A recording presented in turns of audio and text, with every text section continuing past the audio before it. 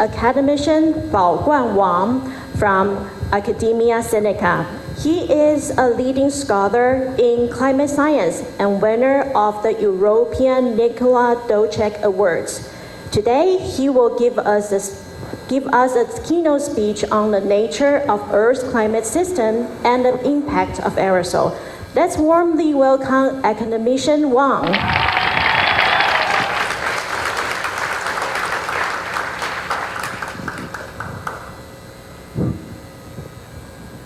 Good morning, everybody. Wow, it was quite a performance. That the sound of gong certainly touched the lowest quantum state of our body that we rarely touch ourselves. I think our daily lives are too excited that we are always in the excited state, and we rarely feel that we do have some inner low energy state that remind us that we should go back from time to time. And in fact, it's such a nice sound that my mind is gone with the gongs. Very touching. All the while, if you know the Avalokitesvara is with us. Okay, today I'm going to talk about the nature of the Earth's climate system and the impact of aerosols. It would not directly touch the quantum world, but the system of the Earth's climate actually is quantized in the beginning, and the math actually can be done without too much difficulty, but of course we are not going to touch that. Okay, let's begin with the usual charts that we are all familiar with. The chart to the left is the temperature of the Earth, and as we know, up to this year, the temperature is still going up on the average. So that's the so-called global warming phenomenon. It cannot be denied. It's shown by the observational data. And to the right is the concentration of the Earth's carbon dioxide. People argue that that has nothing to do with the Earth's temperature, but the reality is most or the majority of climate scientists believe that the increase of the carbon dioxide concentration in the atmosphere is intimately related to the global warming. So that is what we know as of now, and we know that the temperature at this moment is still on the average increasing over the Earth, and the concentration of CO2 is also increasing. Okay, so that is the basic fact now. And so what I'm going to explain a little bit is what will, or what leads to this, and what is the climate system of the Earth actually look like. Okay, so here is, to the left is the sun, which you cannot see, but we know that is direction of the sun. And to the right is the Earth, of course. So imagine that the Earth is in the void, in the space, and suddenly there is a group of photons coming from the direction of the sun and hit the Earth. So that is the main energy that drives all the motions on the surface of the Earth. It's the motions of the atmosphere and also the motions of the ocean. These are all produced by these energy from the sun. This is, of course, aside from the fact that the Earth is rotating itself, and that rotation, of course, make a difference. So what we're going to talk about is what happens after the Earth get this solar energy. Well, what really happens is that the Earth itself is not transparent, as we know. And that means that the light cannot go through the Earth, solid Earth, and it will get absorbed. And once you get absorbed, this energy absorbed from the sun has to be given back to the space. If the energy is completely the same, that the energy you received and the energy you give back to the space is the same, then you have the so-called radiative equilibrium. So there is an equilibrium of the energy. You take so much and you get back so much. Then you have an equilibrium, which means that your thermodynamic state will be stable, will be steady, kept constant at a certain state. But how does the Earth give back to the energy to the space? In thermodynamics, we know there is something called the black body radiation.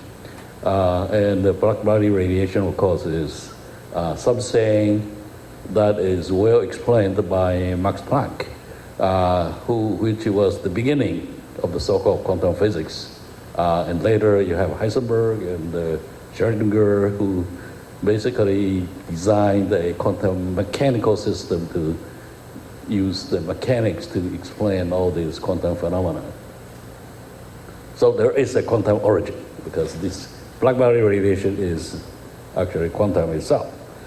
But of course, we cannot talk about that today here. What I'm going to talk about is how does the Earth give back to those energy to the space? So imagine this, we have two conditions. One is that the Earth doesn't have an atmosphere. So it's a naked Earth, so to speak, so just solid and nothing else.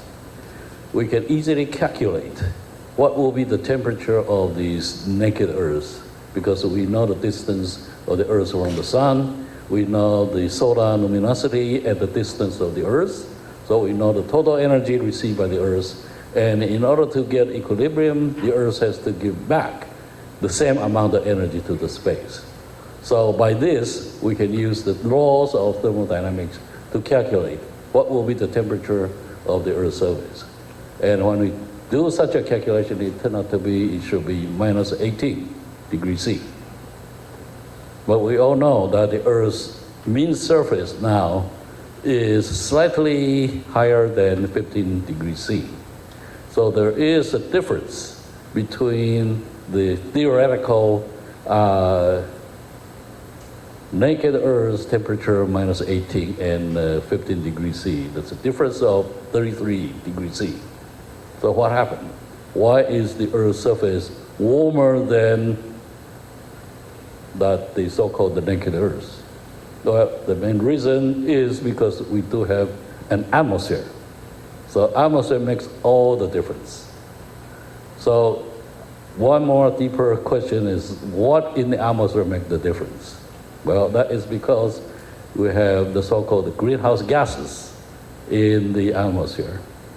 The greenhouse gases, there are many, but the most important is water vapor. Surprisingly, it's not CO2. Actually, water vapor is responsible for most of the warming. And scientists know that, so it is nothing new. CO2 is the next, methane is the next, and N2O and other CFCs, these are all greenhouse gases that also contribute to this warming. And why does that occur? Well, that's because when the sunlight hits the atmosphere, it penetrates down to the surface, and near the surface you have water vapor, you have all those carbon dioxide, and you have methanes and so on. They keep the energy of the sun, and they do not release it immediately. So unlike the naked Earth that can give back to the energy very quickly, you have all those gases that can keep the energy in the atmosphere at least for quite a while. And that is really why we have a warming as much as 33 degrees C compared to the naked Earth. Okay, so what I'm saying here is that there is the atmosphere is very important. And in the atmosphere, the most important warming gases are these water vapor, carbon dioxide, methane, and others. So that is talking about the equilibrium state, because you take those energy, you keep those energy in the lower atmosphere, and therefore it warms up. But given the fact that a thermodynamic system will try to reach equilibrium, so if it is always like this, the Earth's temperature should remain very stable. But the reality is, from many studies, we know that the Earth's temperature changes from time to time. And you all probably have seen the movie called the Jurassic Park. And that was a time more than 200 million years ago that the temperature of the Earth is many degrees higher than the current. But that lead many people to think that, well, so the global warming is probably not too bad. You know, what can be worse? The worst is that you have some dinosaurs, some other things. It could be fun, but I tell you, it's no fun. You know, the humans are not really adjusted to that kind of conditions. It's aside from dinosaurs, you know that the creatures back then are quite big. You have these dragonflies, which is like a couple feet big. You know, so right now the dragonflies are small, cute little insects, but back then it's huge. Spiders can be as big as a dog. You know, so those are the kind of world that you will live in if we go back to this Jurassic Park time. But what causes this temperature to fluctuate back and forth? Of course, it's because it is not exactly in equilibrium. And there are factors that cause such equilibrium condition to change. And one important, or perhaps the most important factor proposed by climate scientists, one of these called the Milankovitch forcing. These are due to the change of the Earth's orbit from time to time relative to the sun. And because the orbit change, you have change in energy. So the solar energy reaching the Earth actually is not steady. It changes from time to time. It changes from the cycle can be many tens of thousands of years down to much less thousands of years. So I just listed two of the important names here. One is called the precession. In Chinese, it's called the 岁差. And the second is a nutation. This is called the 张动. This is all related to the fact that the Earth's rotational axis is changing so the angle is not always pointing to the same direction, but it actually wiggles at certain angles. And it takes something like more than 12,000 years to complete a cycle, you know. So there are all these variations. And you may think that, what's that little changes? How much difference can it make? It can make change in the solar radiation as much as 8 to 10%. And 8 to 10% change in the solar radiation can cause a lot of changes in the climate already. And that happens in the recent past, actually. Okay, so just to show you an example. So let's look at this chart first. To the right, more than 12,000 years ago, the Earth was very cool, rather cold. That's the end of the last glacial period. So the Earth was very cold compared to now, 12,000 years ago, which is not that far ago in terms of geological time. And it started to warm up. So at about 10,000 years, it warms up to suddenly very high degree, and most of the ice melted. There are a lot of changes, and in fact, interesting, the human cultures started to appear at the same time. And you notice that in this period, about 9 to 6,000 period, this is the highest. This is the warmest period of the recent history. So 7,000, 8,000 years ago, the Earth was relatively warm. Why? The reason is, at that time, first of all, the North Pole is pointing more towards the sun. So right now we have the so-called 66.5 degree rotational axis. But back then, the North Pole is lower. It's pointing more directly to the sun, which means that in the summertime, the North Pole, northern hemisphere receives more solar radiation than now. So that's one factor because of the change of the Earth's rotational angle. The second is the distance from the sun of the Earth. So right now we have winter and we have summer. What is the time that the Earth is closer to the sun? Summer or winter? Wrong. Right now, the Earth is further from the sun in the summertime. It is closer to the sun during the winter. And you may think that, oh, that seems to go opposite to our understanding that when you get closer to the sun, the Earth should be warmer.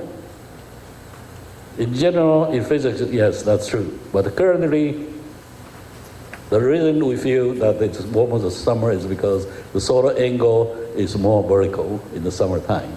That imparts more energy per square meter on the surface. That's why it causes that the summer is warmer.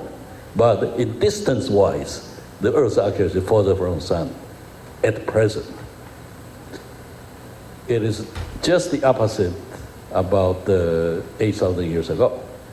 At that time, because of the change in the orbit, the Earth's distance actually is closer to the sun during the summertime. So what does that mean? Back in 8,000 years ago, the summer temperature is higher than it is now. Why? Well, first of all, the angle is pretty much the same. So in the summer, you still receive more energy per unit area. But in addition, the Earth is also closer to the sun 8,000 years ago. Therefore, you receive additional radiation because you're closer. So these two factors add together make the Earth warmer in the summertime. And you say, oh, okay, if it's warmer in the summertime, how about in the winter? It should go the opposite way, right? It's colder because in the winter, the Earth's North Pole is pointing away from the sun, so it receives less. But there is a difference. The difference is in the summertime, that's the growing season of plants. So trees, rice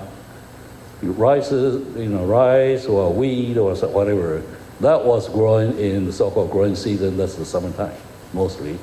And therefore, in the summertime, they are going to produce a lot of these greenhouse gases. And so if you have a longer summer growing season, they are going to produce more of those gases. And so right now, there is even a theory saying that when did the global warming start? So actually, it started to warm maybe as much as 8,000 years ago, because it so happened that at about 7,000 or 8,000 years ago, that's where human culture started. That's where the agriculture activity starts. That's where the human influence on the nature starts. Because before that, the nature of those animals, they do not have any ability to really influence the nature that much. But comes the human at this time. This is the past, the Ice Age. And suddenly humans started to plant a large scale agriculture, wheat, rice, and we only plant those things that we like to eat, Those trees those crops we don't like, we don't grow them.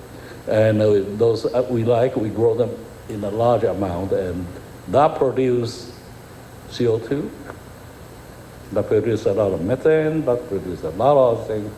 So that is the current theory why you have this warming at this time. But after that, the Earth is cooling. And if you go back to the 1970s, there are a lot of geologists actually predict that the Earth is going to have another ice age coming pretty soon. But they are, of course, completely wrong because they didn't see this. Suddenly, instead of continuing cooling, suddenly you have very rapid warming at the 20th century. And that is really correlated with the increase of CO2. So right now, most people believe that is due to the rapid industrialization after the Industrial Revolution occurred in 18th and then 19th century. So you have such an accumulation of CO2, and that causes this very quick warming, and we don't know when it's going to end. Or even if we cut it off now, is that thing going to back to the normal or not? So we don't know. Okay, so to quickly summarize what we said is that because of the atmosphere, you are going to have something like this. The sun is radiation coming down, and about 30% of the sunlight was reflected back directly to the space. So without touching the Earth, 30% is gone. That 30% is called the albedo. So 30% reflection directly. And then the rest, 70%, was absorbed by the surface, and this absorbed 70% is released back to the space by very complicated process. The process is so complicated that we don't even understand in any great detail to this day. There are still a lot of things that we don't know. And that's why we cannot really predict what will happen in the future of the climate systems. Okay, so this is the well-known chart, the so-called radiative forcing components produced by the IPCC. They give you that any climate model predictions will have these uncertainties, and these uncertainties, are represented by those arrow bars here. And so these are the warming factors, basically due to the greenhouse. These are, we know very sure that they produce warming, but they are also cooling agent. And the largest one is this cloud and aerosol factors here. So that is a current estimate, but you can see that how big is the error? The error is very large. The error is so large that it can actually cancel out the warming. So the prediction of the climate model has a lot of uncertainties, and you don't want to believe it all the time. You want to always keep in mind that there is a great uncertainty, and the impact of clouds and aerosol is the biggest one. So that comes to our topic today is what is the impact of aerosol on the Earth's climate? Okay. So as we said that currently our estimate is about 30% of the solar radiation is reflected directly back to the space. Can we change that? And the answer is yes. We are not only that we can change that, actually we are changing it every day. And we're changing it in a way that we don't even know how to predict. And this is very complicated because what is this? Well, this is California, and you know that almost every summer there's somewhere in California has fires. Fires produces smokes, and smoke is what? Aerosols. So smoke is a lot of aerosols in the atmosphere. That actually look like this. So this is a satellite looking from space, and the background, these are the ocean. The dark is the ocean. Imagine that without those smokes, the ocean will look dark. So what does that mean? That means that very few lights are reflected back. But now suddenly you have a lot of smokes. So that increase the albedo, right? And therefore the reflection of the Earth becomes more. So the Earth will receive less sunlight. So by the aerosol effect like that, reflection alone, the aerosol actually causes cooling of the atmosphere.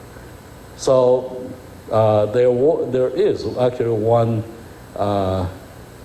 proposal by scientists is that one way to solve the global warming is to produce a lot of aerosols in the atmosphere so that they reflect a lot of sunlight, which means that you produce a lot of air pollutions in the atmosphere and therefore reflect sunlight. But do we want that? The answer, of course, is I don't want it. I don't know about you, but I certainly don't want to have the air polluted and therefore just to rescue for me, I prefer a little warming, but forget about the air pollution. So there are a lot of complicated things. But that is the only factor. The aerosol plays many other roles. If you talk about the reflection alone, the strongest reflective agent is clouds. But how does the cloud occur? Most people will think that cloud just occurs because of the condensation of water vapor into water drops or ice crystals. Not so easy. Without aerosols, you won't have clouds, because cloud needs something called the condensation nuclei to form. So if it is the atmosphere is so clean, without any dust particles, you won't have clouds. And you have cloud because you have aerosol. But when you have more than enough aerosols, you produce pollutions. So you need to have just about the right amount. And that nobody exactly knows what do you mean the right amount. So that is just a theoretical consideration, but quantitatively it is very difficult to estimate and to produce. Okay, so this just shows you there are all types of clouds. Each type of cloud actually plays a different role. You have high clouds, and you also have low clouds. Low clouds basically reflect sunlight and plays a cooling role. High clouds actually intercept a lot of solar radiation. So if a lot of high clouds, they can absorb sunlight, actually absorb the ground radiation and make the warming worse. So what really counts is where does the cloud occur? Now, that is a big problem now in all the cloud models, in all the climate models. They cannot predict where the cloud can occur. That is a very complicated process. You not only have to predict where cloud is going to occur, you have to predict what type of cloud they occur. Are they drops or the ice crystals or not? And if the ice crystal, what type of ice crystal you're talking about? They all make a difference. And that's why the climate prediction is so complicated. Okay, so that's just to illustrate what I just said. If you have a lot of clouds like this, these are low clouds and they're very close to the ocean surface. These plays a cooling role because basically they reflect a lot of sunlight back to space. And therefore, they play the cooling in the climate machine. But you have a lot of high clouds. These are called the cirrus. And they exist at the level higher than 6,000 meters. If you have a lot of these clouds, well, they intercept the radiation from the Earth's surface, and so prevent the Earth to cool down. So they play a warming role. So if you have a lot of high clouds, they produce warming. If you have a lot of low clouds, they produce cooling. And I believe that Bill Gates, the founder of Microsoft, once proposed, let's produce a lot of this low cloud over the ocean surface so that we can solve this global warming problem. But he cannot guarantee that if you do that, what will happen next? Because he may get a lawsuit. Because somebody will say, because you produce a low cloud here, you cause a drought in my farm. And then he has a lot of money to spend just to settle the lawsuit. Climate is such a nonlinear system that it is very difficult to predict what will be the outcome of this. And that's why anytime when you do these large-scale experiments on the nature you better be very careful. Okay, I have to skip this. This is just to talk about the formation of clouds from aerosol. And aerosol has actually more complicated effect than we realize now. And therefore, basically what I want to say is that they have two big effects that we have to worry about. One is they can produce a physical forcing just by themselves. But even more is that their ability to produce clouds. That is really one of perhaps the biggest factor that aerosol plays, because if they produce a lot of clouds, then the whole Earth will be covered by a lot of clouds, and which means that the Earth's surface will become very cold. In fact, one of the theories why the dinosaurs extinct is because you have this asteroid, tens of millions, like 87 millions ago, hit the Earth's surface and produce huge amount of aerosols over in the atmosphere. And the Earth then was covered completely by a thick layer of aerosol plus cloud together. That reflects all the sunlight back to the space and then make the Earth's surface more like a winter time.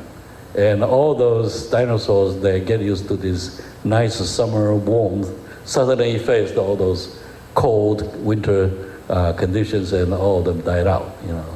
There are some flaws of the theory, my personal point of view, you know, and I have a theory myself, but it's not yet ripe to tell, but that is at least one theory that, you know, that's large amount of aerosols will cause a lot of troubles as well. Okay, so there are a lot of things to occur. A lot of people will take these, what I call either zero dimension or one dimension point of view. But the Earth is a dynamic system. It changes, and it is nonlinear. So a lot of things, one leads to the other. You cannot just say, well, if we just keep increasing the CO2, the Earth will be warming and warming. No, it's not that easy. Okay, there are a lot of other factors, because the atmosphere is moving. If you increase a lot of CO2, it's a warming, but you also increase the convection. And the convection causes cloud causes the shielding of the sunlight. And so it's not that straightforward to say it's just warming. And the same thing is that you produce a lot of aerosol in the atmosphere. Is it going to just cause cooling?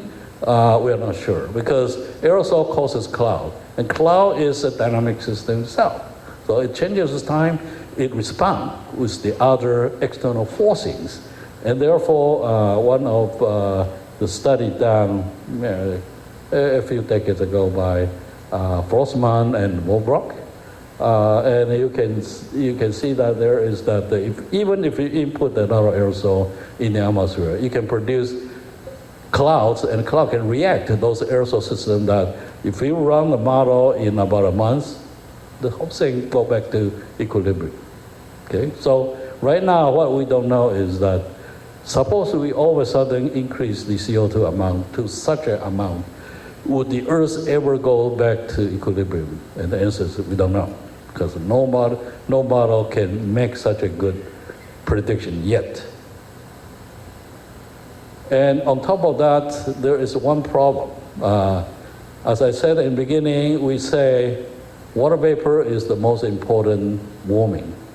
And if you talk to the climate scientists, they say, well, I know that already, you know. But we know that the water is in equilibrium, because you create so much, warming produce more water vapor because of the evaporation, and you're going to have more precipitation. More rain will just cancel out those water vapor, and therefore you have equilibrium. Is that completely correct? And the answer is no. Because we know that the water is not only limited to the troposphere, it also go up to the stratosphere. And here is, you know, you can see that this is the troposphere, or tropopause, actually, the highest level of tropopause. But above that, you have another clouds. And that is the water vapor penetrating through the tropopause and produce water in the stratosphere. And the water life cycle in the stratosphere is longer than 1 year. So there is not exactly the so-called hydrological equilibrium, not really. And that shows that the water vapor actually can have effect longer than the so-called 1 year cycle. And that is a problem. And that effect is not really understood.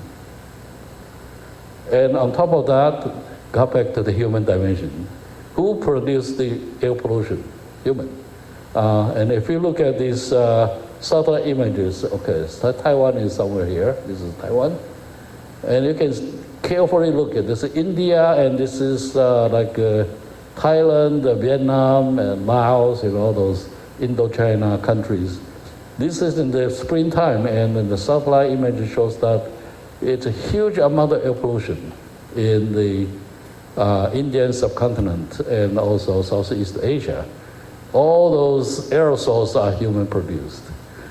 In order to produce, we know that aerosol already impact the climate, but we cannot predict what will happen. How do those governments will produce those aerosols? How their policy going to influence this? So there's a very large human dimension. And so they actually, if you think that climate system, it's a self-interacting system. And part of that is human. How do we deal with that? Are we going to produce more? Are we going to produce less? Can we collaborate?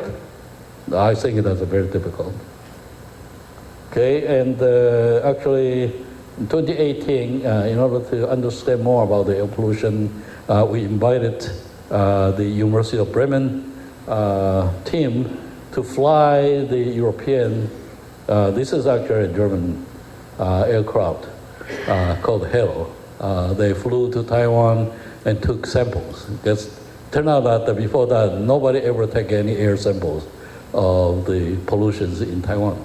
All we do is just measure on the ground, but we don't know what happens in the air. So that was the first time that in 2018, when I was the director of the Research Center of Environmental Changes in Academia Sinica, we talked to Professor John Barrows, and so they flew this European